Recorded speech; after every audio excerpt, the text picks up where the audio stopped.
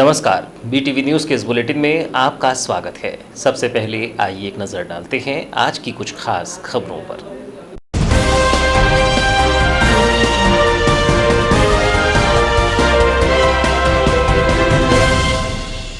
जिले में मिले 2 और कोरोना पॉजिटिव मरीज। जिले में कोरोना पॉजिटिव मरीजों की संख्या हुई 6। कटंगी परसवाड़ा के हैं दोनों पॉजिटिव मरीज। उल्लासनगर मुंबई से लौटा था 5 लोग का परिवार। 55 वर्षीय वृद्ध और 20 वर्षीय युवती पाई गई पॉजिटिव। कोरोना संदिग्ध के मिलने से मचा हड़कंप। नगर के वार्ड क्रमांक 10 रजानगर का है मामला। 19 जून की रात्रि में ग्वालियर से आया था बालाघाट। पेशे से ड्राइवरी का कार्य करता है व्यक्ति। कोरोना संदिग्ध की रिपोर्ट आई नेगेटिव। जिला चिकित्सालय के ट्रूनेट लैब में की गई है जांच। पुलिसकर्मी बताकर 2 व्यक्तियों ने की वृद्धा से ठगी। 4 तोले के 2 कंगन लेकर फरार हुए ठग। आरोपियों की पुलिस कर रही है पतासाजी। कोतवाली थाना क्षेत्र के हनुमान चौक के समीप की घटना। और अब समाचार विस्तार से। जिले में 20 जून को कोरोना पॉजिटिव मरीजों की संख्या में फिर इजाफा हुआ है। 19 जून की देर रात्रि में आईसीएमआर लैब जबलपुर से आई 35 सैंपल की जांच रिपोर्ट में 2 रिपोर्ट कोरोना पॉजिटिव पाई है, जिसके बाद दोनों ही कोरोना पॉजिटिव मरीजों को बालाघाट के डेडिकेटेड कोविड केयर सेंटर में भर्ती कराया गया है। जबकि 20 जून को कोरोना के संदिग्ध 30 मरीजों के sample ICMR lab Jabalpur test के लिए भेजे गए हैं। मुख्य चिकित्सा एवं स्वास्थ्य अधिकारी डॉक्टर मनोज पांडे से प्राप्त जानकारी के अनुसार 19 जून को देर रात्रि में आईसीएमआर लैब जबलपुर से 35 सैंपल की रिपोर्ट प्राप्त हुई है। इनमें से 2 रिपोर्ट कोरोना पॉजिटिव पाई गई हैं। कोरोना पॉजिटिव पाए गए व्यक्ति कटंगी तहसील के परसवाड़ा के निवासी हैं। वे उल्लासनगर मुंबई से आए हैं। 5 लोगों का परिवार उल्लासनगर मुंबई से परसवाड़ा पहुंचा था और उन्हें महके पार्क के क्वारंटाइन सेंटर में रखा गया था।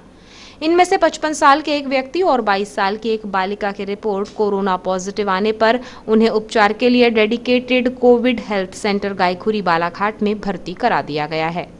इस प्रकार बालाघाट जिले में वर्तमान में कोरोना पॉजिटिव मरीजों की संख्या 6 हो गई है। इस प्रकार अब तक बालाघाट जिले में कुल 17 कोरोना पॉजिटिव मरीज पाए जा चुके हैं। इनमें से 11 मरीज ठीक होकर अपने घर जा चुके हैं और 6 मरीजों का उपचार जारी है। इधर 20 जून को बालाघाट नगरीय क्षेत्र के वार्ड क्रमांक 10 रजानगर में उस समय सनसनी का माहौल निर्मित हो गया जब जिला चिकित्सालय की 108 एम्बुलेंस वार्ड में पहुंची और एक कोरोना संदिग्ध युवक को एम्बुलेंस में बैठाकर ले गई, जिसके बाद तो जैसे वार्ड में हड़कंप की स्थिति दिखाई दी। इस दौरान वार्ड में वार्डवासियों को एहतियात बरतने के लिए लाउड स्पीकर के माध्यम से संदेश भी दिया गया। जानकारी के अनुसार वार्ड क्रमांक 10 रजानगर में 19 जून की रात्रि लगभग 2 बजे ग्वालियर से एक 45 वर्षीय व्यक्ति का आगमन हुआ था, जो कि अपने भाई के आवास में आया हुआ था। इस दौरान उक्त व्यक्ति के द्वारा स्वयं ही एहतियात बरतते हुए होम आइसोलेशन का पालन किया जा रहा था, लेकिन उक्त व्यक्ति को हल्की सर्दी खांसी और बुखार की शिकायत थी, जिसकी जानकारी जब कुछ वार्डवासियों को रात्रि में लगी तो उन्होंने 20 जून की प्रातः उक्त व्यक्ति को कोरोना संदिग्ध मानते हुए उसकी जानकारी 20 जून की दोपहर 2 बजे जिला प्रशासन और स्वास्थ्य विभाग को दी, जिसके बाद 20 जून की दोपहर लगभग 3 बजे स्वास्थ्य विभाग की 108 एम्बुलेंस वार्ड में पहुंची और उक्त संदिग्ध व्यक्ति को रेंजर कॉलेज में बनाए गए कोविड केयर सेंटर में भर्ती कराया गया, जहां चिकित्सकों ने संदिग्ध व्यक्ति का सैंपल लिया और उसे जांच के लिए बालाघाट जिला चिकित्सालय में बनाई गई ट्रूनेट लैब भेजा गया। इधर वार्ड में मिले कोरोना संदिग्ध की जानकारी तेजी से पूरे वार्ड में फैल गई, जिसके बाद यह जानकारी शहर सहित जिले में भी सोशल मीडिया में जमकर वायरल हुई। इस दौरान वार्ड क्रमांक 10 निवासी समाजसेवी जुनेद भंडारी के द्वारा लाउड स्पीकर के माध्यम से वार्डवासियों को एहतियात बरतने का संदेश भी दिया गया। गुजारिश है कि वार्ड नंबर 10 में एक बाहर सफर से आया हुआ ड्राइवर बीमार है, हो सकता है कोरोना की अभी पुष्टि नहीं हुई है, लेकिन सावधानी हेतु सभी मोहल्ले वाले अभी किसी के भी संपर्क में ना आए। जब तक प्रशासन से रिपोर्ट नहीं आ जाती आप लोग सावधानी बरतें, क्योंकि हमारे मोहल्ले में घर बहुत चिपक के हैं। हम लोग बहुत सामाजिक लोग हैं, एक दूसरे से मेल जोल रखते हैं। अभी आप लोग बिल्कुल भी अपने रिश्तेदार, पड़ोसी, दोस्त, भाई किसी के साथ ना मिलें और अपने बच्चों को दूसरे बच्चों के साथ ना खेलने दें। जब तक पुष्टि नहीं हो जाती, जब तक संक्रमित की पूरे तरीके से जांच नहीं हो जाती, आप लोग सावधानी बरतें। वार्ड नंबर 10 में ही जामे नूरिया के आसपास एक कोरोना संदिग्ध की पुष्टि हुई है, जो कि अभी जांच होना बाकी है।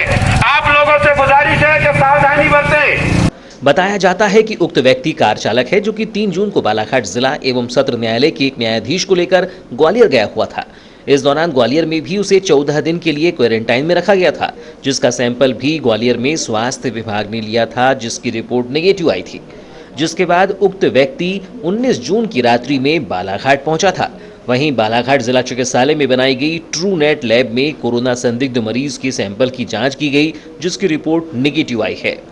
वहीं कोरोना संक्रमण के दौरान स्वास्थ्य विभाग कितनी सावधानियां बरत रहा है, इसका नज़ारा भी शनिवार की दोपहर में देखने को मिला। कोरोना संदिग्ध को वार्ड में लेने पहुंची 108 एम्बुलेंस के चालक सहित अन्य उपस्थित स्वास्थ्य कर्मियों ने इस दौरान पीपीटी किट नहीं पहनी थी, जबकि संदिग्ध को भी ले जाते समय सावधानियों का ख्याल नहीं रखा गया, जो कि गैर जिम्मेदाराना कार्यप्रणाली को बयां करता है।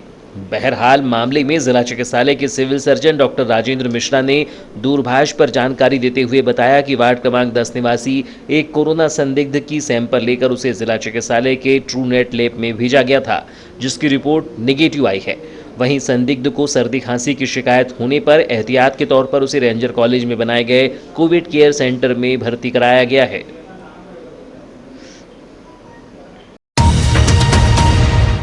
नगर मुख्यालय स्थित हनुमान चौक में 2 लोगों ने पुलिसकर्मी बताकर एक 86 वर्षीय वृद्धा से ठगी की। वृद्धा स्टेशन रोड सुमित्रा अपार्टमेंट निवासी नलिनी गर्दे के हाथ के दोनों सोने के कंगन 4 तोले का लेकर दोनों व्यक्ति फरार हो गए।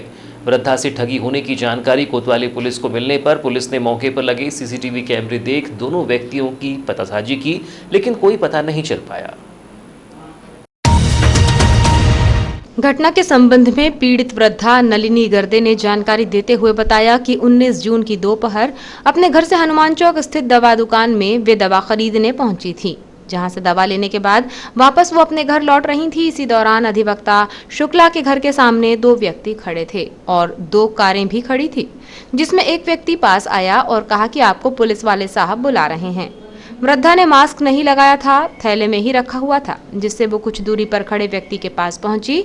उसने कहा कि शहर में भीड़ ज्यादा चल रही है, सोने चांदी के जेवरात पहनकर मत घूमा करो, इसे उतारकर हमें दे दो। और एक व्यक्ति ने दोनों हाथों में पहने सोने के कंगन निकाल लिए। मुझे कुछ समझ में नहीं आ रहा था, मैं बहुत घबरा गई थी। मुझे बाजू में बैठ जाने को कहा। मुझे कुछ समझ आता तब तक दोनों फरार हो गए। दोनों व्यक्ति पुलिस की ड्रेस में नहीं थे। उन्होंने बताया कि वो घबराकर शुक्ला वकील के घर जाकर बैठ गईं, जिससे शुक्ला वकील ने पूछा कि इतने घबराए हुए क्यों हो।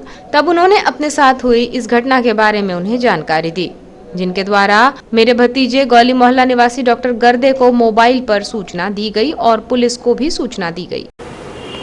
जी, आपका परिचय दीजिए। मैं कल गई थी, मैं हूँ गर्दे। जी जी। वो डॉक्टर गर्दे ना, उनकी मौसी हूँ मैं। कैसी क्या घटना हुई कल आपके साथ? मैं बताती हूँ। जी बताइए। मैं बाजार गई थी दवाई की दुकान, दवाई के से इधर आई। कहाँ? अपने ये शुक्ला है ना वकील, शुक्ला वकील के सामने 2 आदमी खड़े थे। एक कार ऐसे थी, एक कार इधर थी, 2 कारें थी। तो 2 आदमी सादे थे, पुलिस के वेश में नहीं थे, मेरे को कुछ पता नहीं। तो बोले मेरे को पुलिस, आपको पुलिस साहब बुला रहे हैं। तो मैंने कहा क्यों? तो मैंने कहा, मैंने लगा मैंने बांधा नहीं रखा था थैली में, तो मैंने ऐसा कर लिया। तो बोले कि चूड़ी निकालो। मैंने कहा क्यों? तो बोले आज का सोना नहीं पहनना।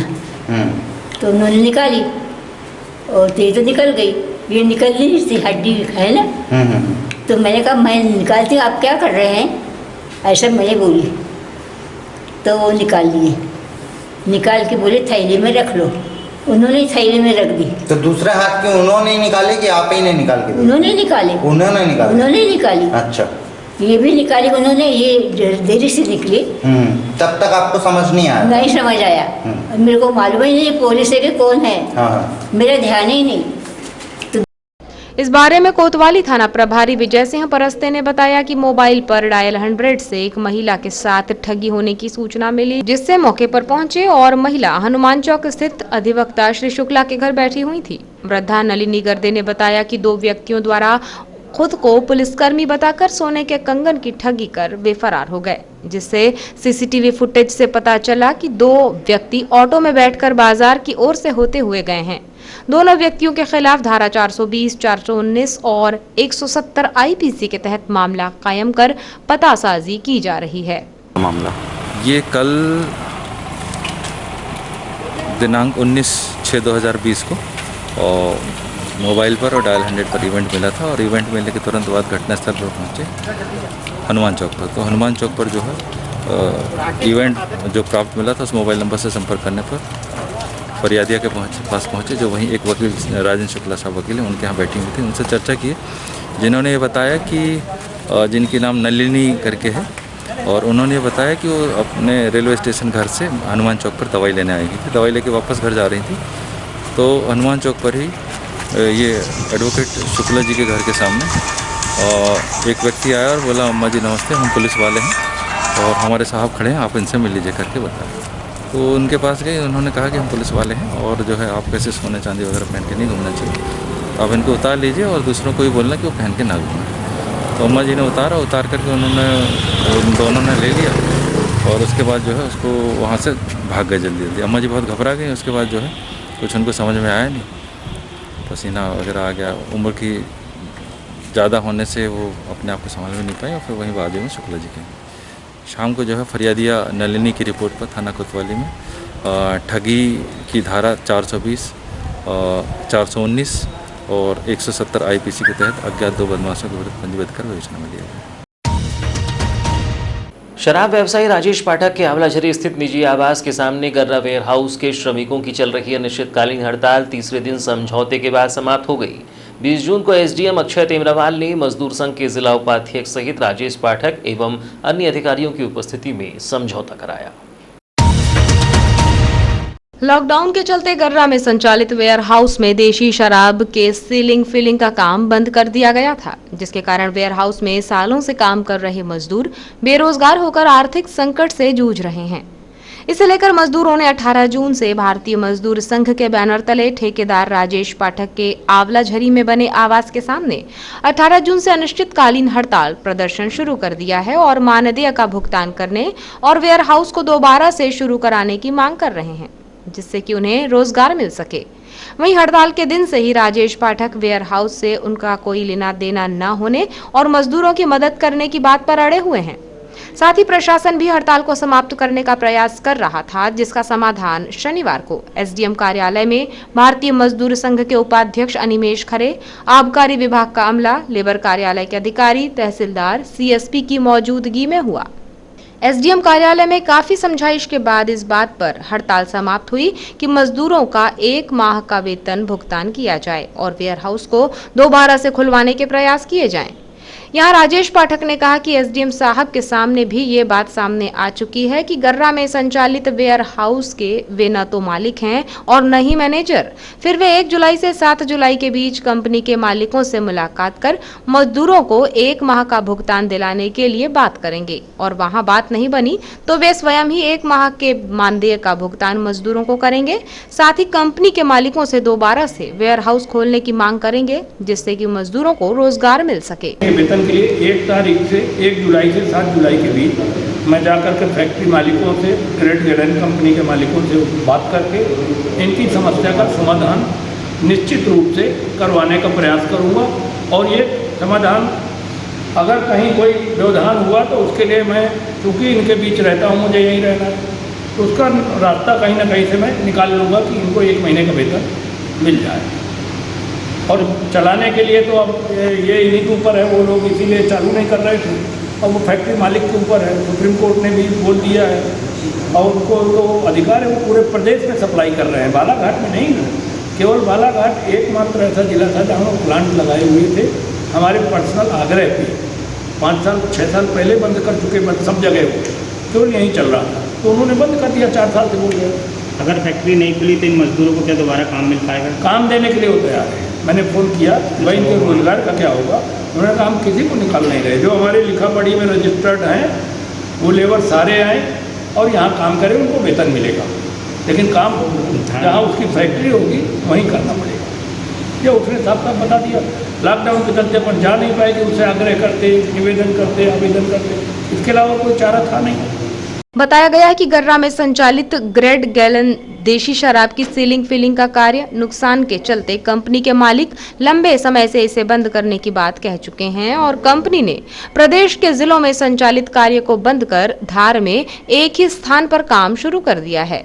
दिसंबर माह में ही बालाघाट में संचालित वेयर हाउस को बंद करने का अल्टीमेटम उन्होंने दे दिया था और लॉकडाउन लगने के चलते 22 मार्च को 31 मार्च तक का भुगतान कर उन्होंने काम बंद कर दिया। राजेश पाठक ने बताया कि कंपनी ने अभी भी किसी भी मजदूर को काम से नहीं निकाला, लेकिन मजदूरों को धार जाना होगा, इसलिए कोशिश ये की जाएगी कि मजदूरों को बालाघाट में ही दोबारा से काम दिलाया जा सके।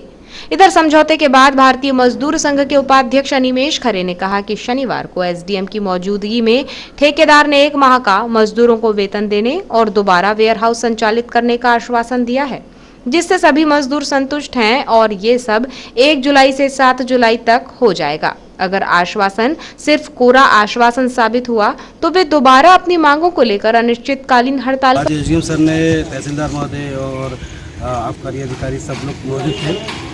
बैठक में राजेश भैया के साथ ये फाइनल हुआ है कि मजदूरों का जो 2 महीने का वेतन था लॉकडाउन पीरियड का, उसमें से 1 महीने का वेतन वो लोग देंगे, अप्रैल का पूरा वेतन देंगे और ये वेतन 1 जुलाई से 7 जुलाई के बीच में पूरे मजदूरों को हो जाएगा। साथ ही ये फैसला लिया गया कि जो फैक्ट्री बंद कर दी गई है उसको जल्द से जल्द चालू करवाई जाएगी।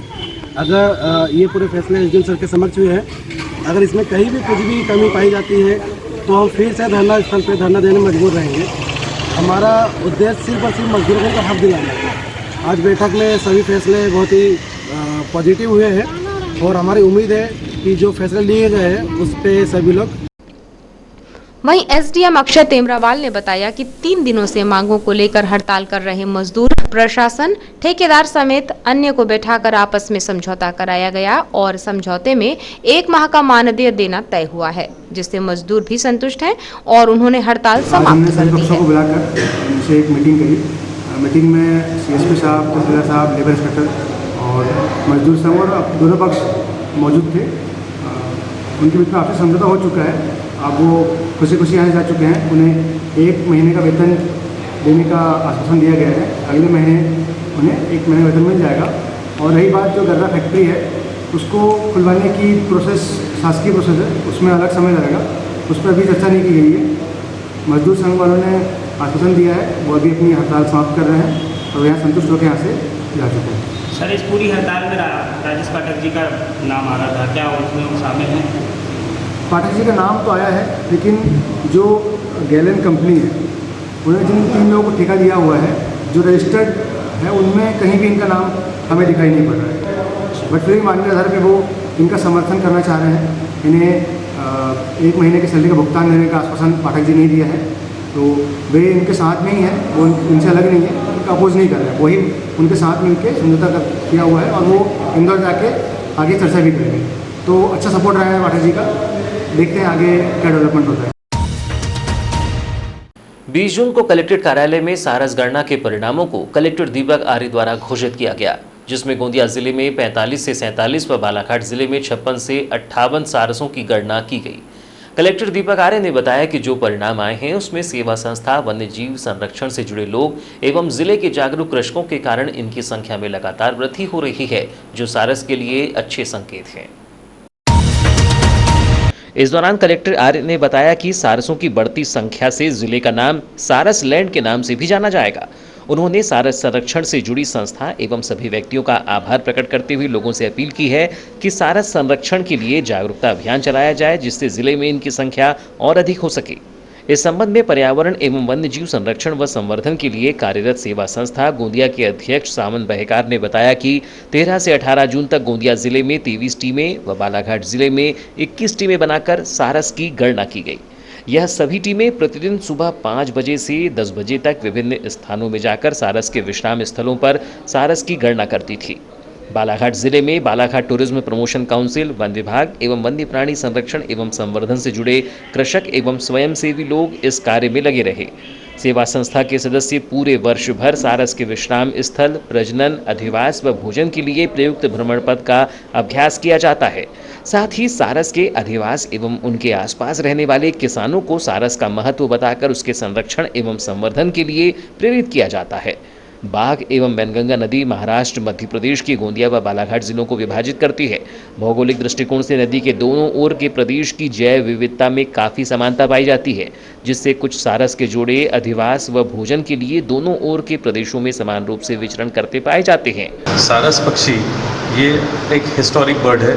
सारस पक्षी यहाँ का स्थायी रेसिडेंशियल बर्ड है, जिसका धान के खेत, नदी, तालाब यहाँ उसका अधिवास होता है।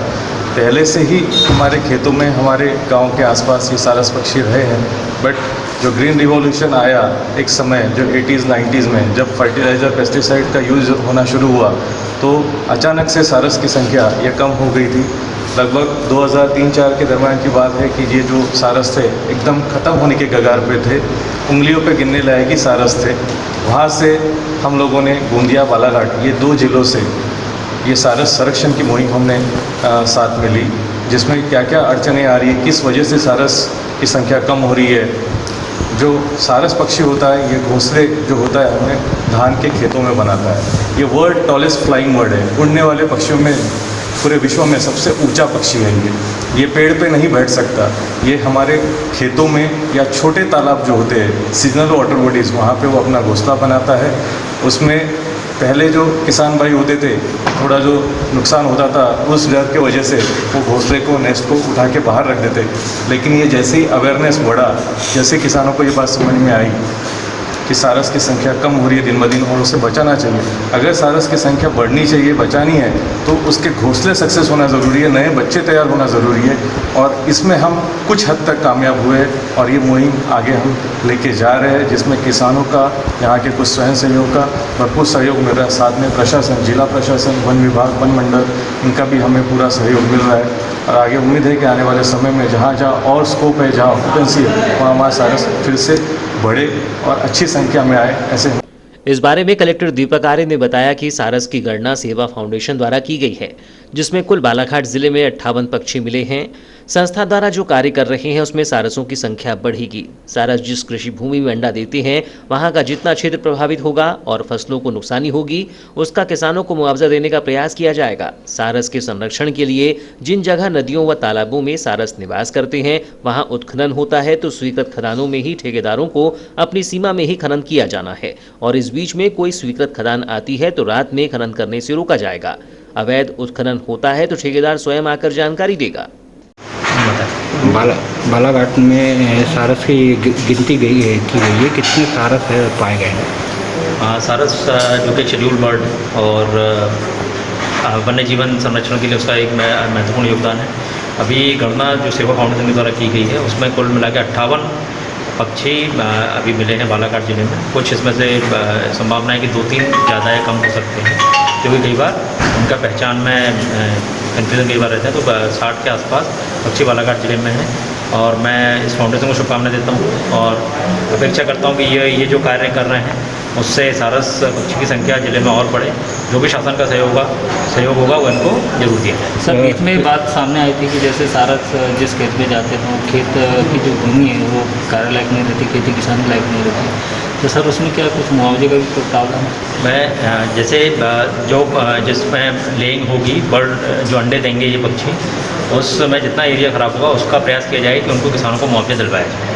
सर, ये जहाँ पर निवास करते हैं रात्रि में, वहाँ पर भी उत्खनन होते हैं, उनका एक एरिया रहता है, ये उस एरिया में वहन करते हैं। ये जो बात अभी आपने बताई मीटिंग में सामने आई है, और जैसे ये प्रतिवेदन देंगे तो उसको रोकने का प्रयास किया जाएगा, क्योंकि अब खदानें, स्वीकृत खदानें जो ठेकेदारों अपनी सीमा में ही खदानें चलानी है। और यदि इस बीच में यदि कोई स्वीकृत खदान आती है तो उसमें उनसे बात करके रात्रि काल में उसको रोका जाएगा। और अवैध उत्खनन को यदि कहीं होता है तो ठेकेदार स्वयं अभी आगे बताएंगे कि अवैध उत्खनन उसके खिलाफ कहीं होगा। शनिवार को कार्यक्रम में कलेक्टर दीपक आर्य द्वारा सारस संरक्षण के लिए तैयार किए गए पोस्टर का भी विमोचन किया गया। इस दौरान कार्यक्रम में प्रमुख रूप से सहायक कलेक्टर दिलीप कुमार, अभय कोचर, खगेश कावरे, चेतन जतानी, अभिजीत परिहार व रवि पालेवार मौजूद रहे। फिलहाल समाचारों में वक्त है एक छोटे से ब्रेक का। ब्रेक के बाद हम फौरन हाजिर होते हैं, तब तक बने रहिए BTV न्यूज़ के साथ। The Raymond shop, Raymond's suiting and shirting, आपके अपने शहर बालाघाट के हृदय स्थल हनुमान चौक के पास रीमंड शोरूम का भव्य शुभारंभ हो चुका है, जहां आपके लिए है रीमंड मेंस वेयर की संपूर्ण श्रृंखला, शर्ट, ट्राउजर जो आपके व्यक्तित्व को निखारे, शूटिंग एंड शर्टिंग एवं exclusive suit length and sherwani cloth, Raymond suits, designer suits की संपूर्ण रेंज उच्चतम गुणवत्ता के साथ बिल्कुल किफायती दामों पर उपलब्ध है। Men's toiletries, belt, tie, cufflinks etcetera आपके फिजिक के अनुसार कपड़ों की सिलाई एवं डिजाइनिंग भी की जाती है। मनाइए जिंदगी का जश्न हर पल रेमंड के संग। तो अब सोच क्या रही हैं? फौरन चले आइए, हमारे शोरूम में आपका स्वागत है। नई साज सज्जा के साथ आधुनिक कपड़ों का भव्य शोरूम, खास वही जो हर पल को खास बनाए। Raymond the complete man, Dharam treasure, circuit house road, Hanuman Chowk, Balaghat. Contact 917632922017।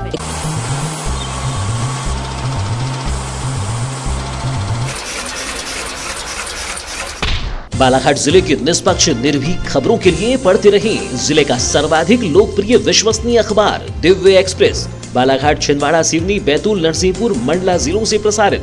विज्ञापन हेतु संपर्क करें 9399213808, 8109853142। कार्यालय दीनबंधु चौक, बालाघाट। माध्यमिक शिक्षा मंडल भोपाल द्वारा संचालित 10वीं 12वीं बोर्ड की परीक्षा परिणाम इस वर्ष जुलाई माह में आने की संभावना है। 10वीं के परीक्षार्थी रिजल्ट को लेकर इंतजार कर रहे हैं। 12वीं बोर्ड के 9 से 16 जून तक हुए प्रश्न पत्र के मूल्यांकन का कार्य 22 से 30 जून तक होना है, जिससे मूल्यांकन के बाद ही जुलाई माह में परीक्षा परिणाम घोषित किए जा सकते हैं। गौरतलब हो कि कोरोना वायरस संक्रमण के चलते 22 मार्च से पूरे देश में लॉकडाउन होने से 10वीं व 12वीं बोर्ड के बकाया प्रश्न पत्र स्थगित कर दिए गए थे।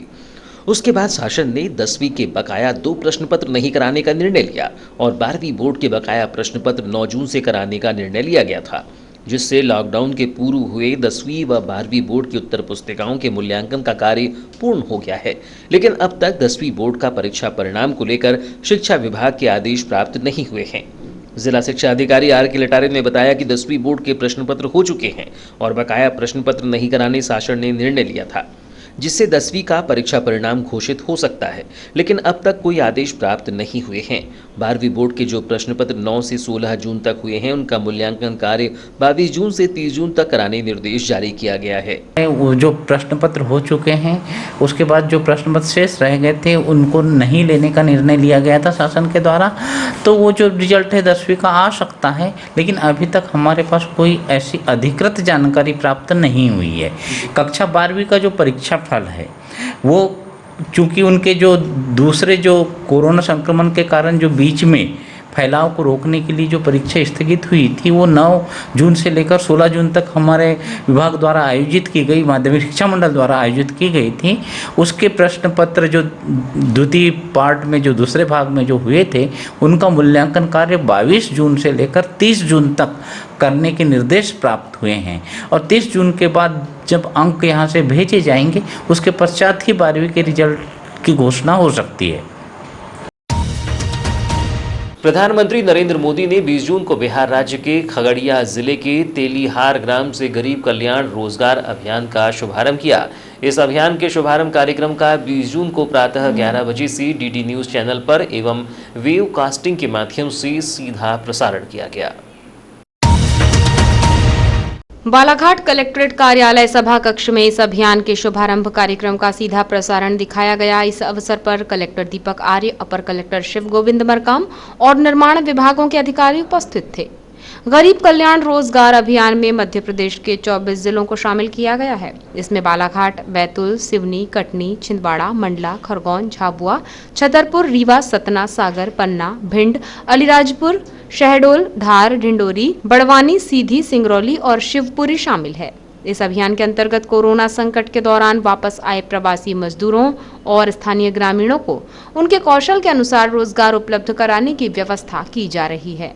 योजना के शुभारंभ अवसर पर प्रधानमंत्री मोदी ने देश के गांव और ग्रामीणों के प्रयासों की प्रशंसा करते हुए कहा कि कोविड-19 का पूरे साहस के साथ सामना कर रहे हैं। प्रधानमंत्री ने प्रवासी मजदूरों से बात भी की और गरीबों को सरकार की ओर से मुफ्त राशन मिलने के बारे में संवाद किया। साथ ही उन्होंने मजदूरों को रोजगार अभियान के तहत मिलने वाले फायदों से भी अवगत कराया और कहा कि इसके जरिए प्रवासी श्रमिकों को सशक्त बनाने का लक्ष्य रखा गया है। प्रधानमंत्री मोदी ने कहा कि गरीब कल्याण रोजगार अभियान आपके आत्मसम्मान की सुरक्षा करेगा और आपके श्रम से आपके गांव का भी विकास होगा। आज आपका ये सेवक और पूरा देश इसी सोच के साथ, इसी संकल्प के साथ आपके मान और सम्मान के लिए काम कर रहा है। प्रधानमंत्री ने कहा कि ग्राउंड पर काम करने वाले हमारे साथी, ग्राम प्रधान, आंगनवाड़ी कार्यकर्ता, आशा कार्यकर्ता, इन सभी ने बहुत ही बेहतरीन काम किया है और ये सभी वाहवाही के पात्र हैं। कोई आपकी पीठ थपथपाए या नहीं, लेकिन मैं आपकी जय जयकार करता रहूंगा। मैं ऐसे ग्राम सेवकों को आदरपूर्वक नमन करता हूं।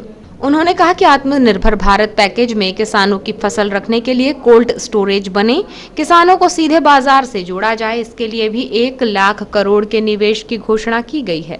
जब किसान बाजार से जुड़ेगा तो अपनी फसल के ज्यादा दाम ले सकेगा।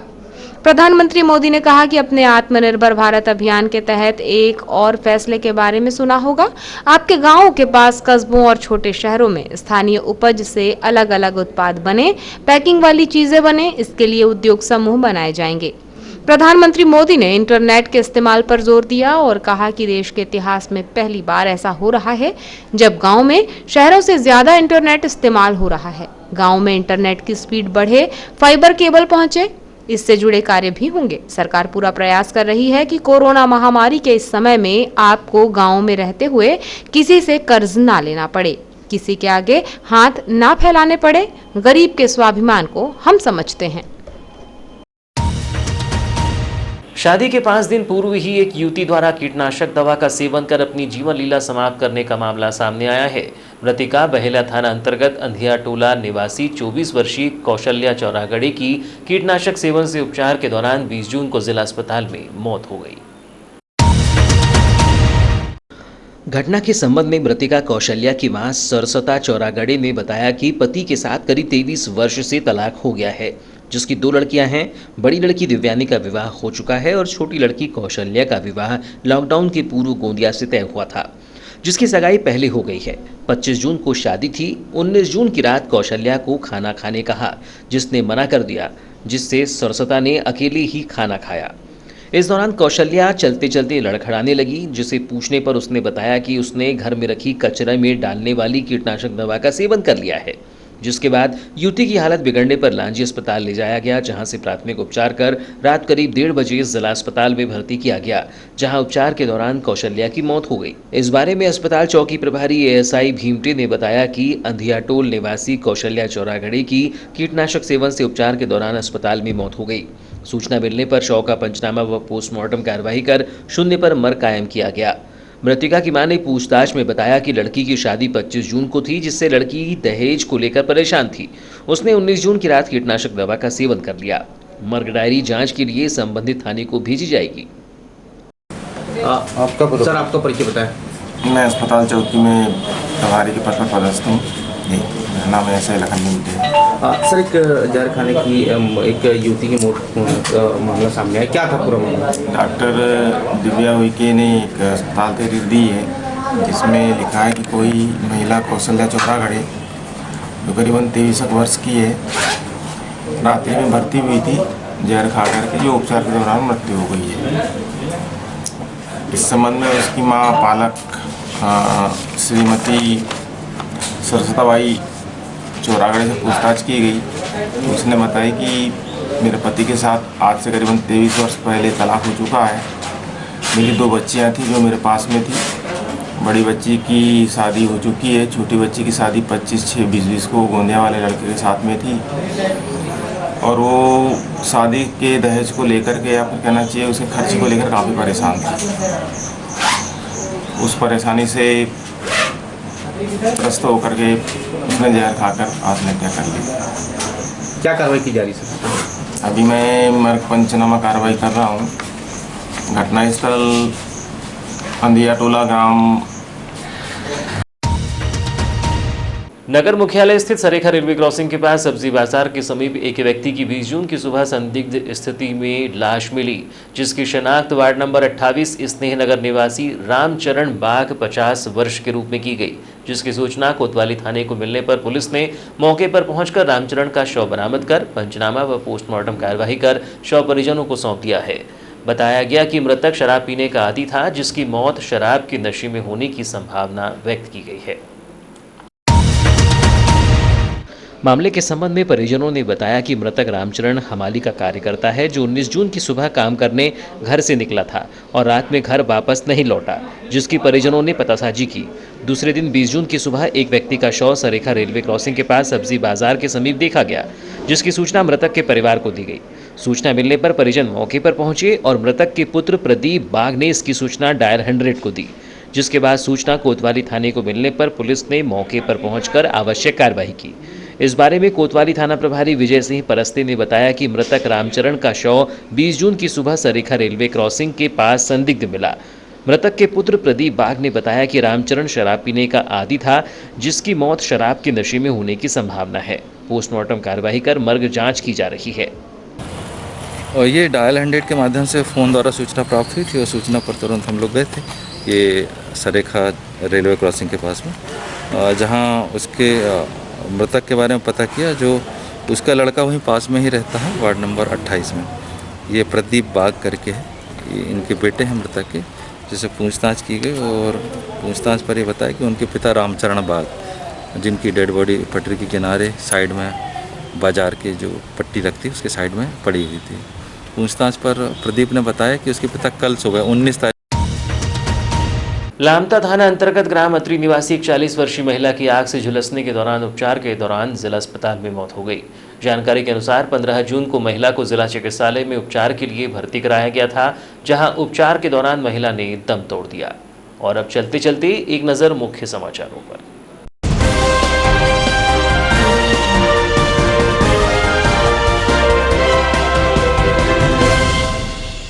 जिले में मिले 2 और कोरोना पॉजिटिव मरीज। जिले में कोरोना पॉजिटिव मरीजों की संख्या हुई 6। कटंगी परसवाड़ा के हैं दोनों पॉजिटिव मरीज। उल्लासनगर मुंबई से लौटा था 5 लोग का परिवार। 55 वर्षीय वृद्ध और 20 वर्षीय युवती पाई गई पॉजिटिव। कोरोना संदिग्ध के मिलने से मचा हड़कंप। नगर के वार्ड क्रमांक 10 रजानगर का है मामला। 19 जून की रात्रि में ग्वालियर से आया था बालाघाट। पेशे से ड्राइवरी का कार्य करता है व्यक्ति। कोरोना संदिग्ध की रिपोर्ट आई नेगेटिव। जिला चिकित्सालय के ट्रूनेट लैब में की गई है जांच। पुलिसकर्मी बताकर 2 व्यक्तियों ने की वृद्धा से ठगी। 4 तोले के 2 कंगन लेकर फरार हुए ठग। आरोपियों की पुलिस कर रही है पतासाजी। कोतवाली थाना क्षेत्र के हनुमान चौक के समीप की घटना। तो ये थी अब तक की खबरें। नई खबरों के साथ एक बार फिर हम हाजिर होंगे। तब तक के लिए दीजिए इजाजत। नमस्कार।